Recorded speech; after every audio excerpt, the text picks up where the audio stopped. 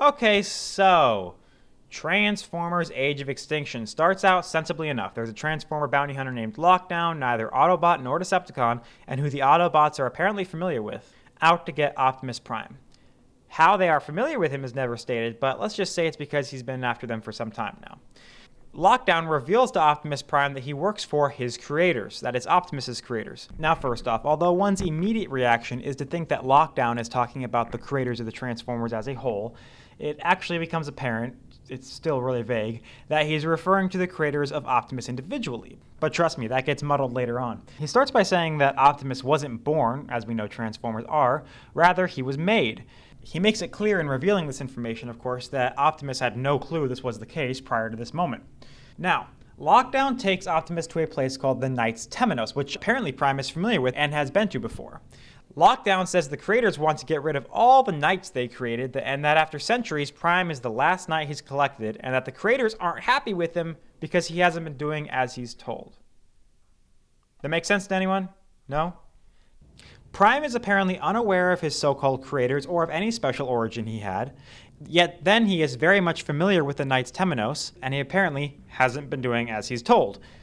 But at least there must be a good story behind these knights, right? I mean, who they are, Optimus's history with them, remembered or not. This is never expounded upon, even in the next film. We just never learn who the heck these knights are or what their story is. And to add further confusion, later dialogue suggests that we're not just talking about some creators of Optimus and the Knights one generation ago, but of the Transformers race as a whole. I mean, I guess they could both be the same creators, but the screenplay acts like we should already know this, and by this point, I'm in need of some big-time explanation over all these facts, which of course never comes. Now, after all that, would you believe there's a whole other plot thread that makes even less sense? Later on, the Autobots give further exposition on the past.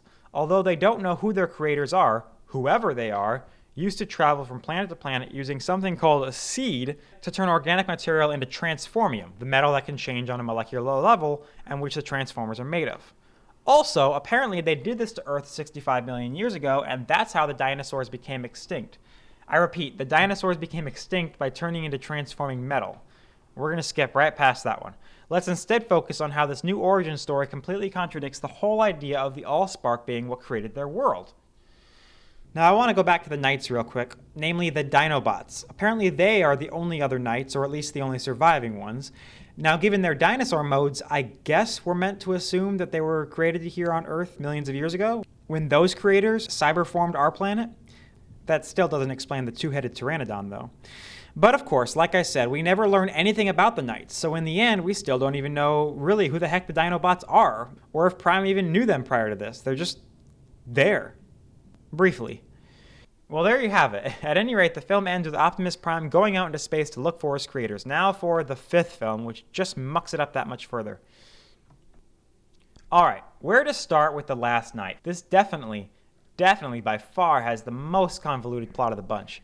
Let's start with Optimus Prime. He finds his creators, or actually creator, really easily. He just arrives on Cybertron, which certainly looked like it got destroyed in Dark of the Moon, and boom, there she is.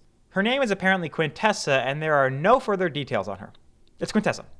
When we go back again to the concept of her creating a League of Knights, she states that she created 12 Knights before Prime, these apparently not captured by Lockdown. Again, Lockdown said he captured all the Knights. She's saying she basically only created these Knights. These 12 Knights apparently betrayed her. Who is this woman again? Anyway, these Knights apparently betrayed her and ran off to Earth. There they helped out King Arthur and gave Merlin a really nice staff. The Knights then went to the bottom of the ocean for some reason, and that was that. I should also point out that this incident is the third revealed to us where the Transformers intervene in human history, not counting the creators doing their part in 65 million BC. We still don't know who these Knights are, how they are connected to the other Knights that Lockdown rounded up, or what they have to do with Quintessa. They were apparently around for the war and the fall of Cybertron, as Merlin mentions that they lost their world. So where the heck Quintessa and all this other stuff fits in is anyone's guess. So yeah, let's talk about Anthony Hopkins' character, Edmund Burton. This is where the film really tries to just cram way too much more stuff into its own history. You see, even though the Knights went to the bottom of the ocean, there have remained other Transformers on Earth ever since the Middle Ages. This film is now saying that Autobots have actually been here for almost 1,000 years, interplaying in any number of world history events. Adding to this, there has been a secret society carried down from the Knights of the Round Table who have protected this history, keeping it hidden, and this group, which includes Anthony Hopkins and pretty much any randomly famous human in history, is called the Witwickens. This, of course, was completely made up for this film and is completely in conflict with the history already given to us. I remember it was difficult to reconcile Dark of the Moon, saying that the Decepticons had been here for scant decades prior to the first film. Now, Sector 7, the discovery of the wreck on the moon, everything has now apparently happened while the Autobots, including Bumblebee, were already here and allied with these Witwickens, who included commanders-in-chief and the most powerful people in the world. Yet they still couldn't find that darn Allspark. Was that even why they were here? Did they know it was here? Is that why? What am I saying? The writers weren't thinking about any of that when they wrote this film.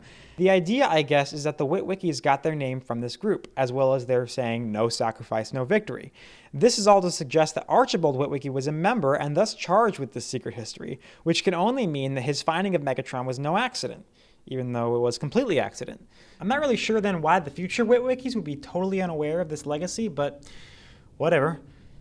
Okay, now on to the main plot of the film. So Quintessa wants to again transport Cybertron to Earth and once again try to destroy it so Cybertron can live. With Quintessa wanting to perform this evil plan, the only thing that can stop her is the staff the Knights took with them to Earth, which I guess when stuck into Cybertron can command it to go back where it came from again, or just take control of it. So that's why they need the staff now. Now on Earth, Cade has to find the staff because he's been chosen as the last Knight because the medallion that the Knights carried with them from the old days has chosen him.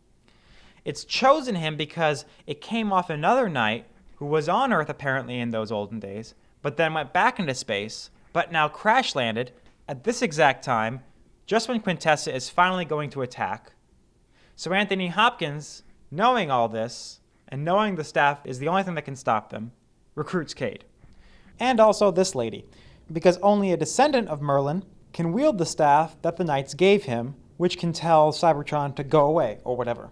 Even though that Sir Edmund and her father and everyone else involved in this has neglected to tell her this until this very moment.